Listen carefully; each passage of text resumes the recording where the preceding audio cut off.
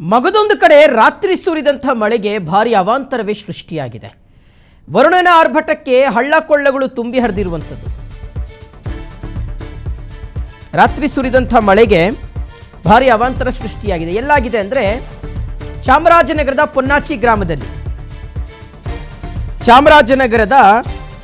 ಪೊನ್ನಾಚಿ ಗ್ರಾಮದಲ್ಲಿ ಈ ಒಂದು ಘಟನೆ ಆಗಿದೆ. ಸಿಕ್ಕಾಪಟ್ಟೆ ಮಳೆ ಸುರಿದಿದೆ. ಆದಿವಾಸಿಗಳ ಜನರ ಜನಜೀವನ ಅಸ್ತವ್ಯಸ್ತವಾಗಿದೆ. ಪೊನ್ನಾಚಿ ಗ್ರಾಮದಲ್ಲಿ ತಡರಾತ್ರಿ ಸುರಿದಂಥ ಭಾರೀ ಮಳೆಗೆ ಅವಾಂತರವೇ ಸೃಷ್ಟಿಯಾಗಿದೆ. ತುಂಬಿ ಹರಿತಾ ಇರುವಂಥ ಹಳ್ಳ ದಾಟೋದಕ್ಕೆ ಗ್ರಾಮಸ್ಥರು ಸರ್ಕಸ್ಸನ್ನು ಮಾಡಿದ್ದಾರೆ. ರಭಸದಿಂದ ಹರಿತಾ ಇರುವಂಥ ನೀರಿನಲ್ಲೇ ಗ್ರಾಮಸ್ಥರು ಆ ಹಳ್ಳವನ್ನು ದಾಟಬೇಕಾಗಿರ್ತಕ್ಕಂಥ ಒಂದು ಪರಿಸ್ಥಿತಿ. ಗ್ರಾಮಸ್ಥರು ಹಳ್ಳ ದಾಟ್ತಾ ಇರ್ತಕ್ಕಂಥ ವಿಡಿಯೋ ವೈರಲ್ ಆಗಿದೆ. ಅಟ್ಲೀಸ್ಟ್ ಒಂದು ಸಣ್ಣದಾಗಿ ಒಂದು ಸೇತುವೆ ಕಟ್ಕೊಟ್ಟಿದ್ರೆ ಚೆನ್ನಾಗಿರೋದಪ್ಪ.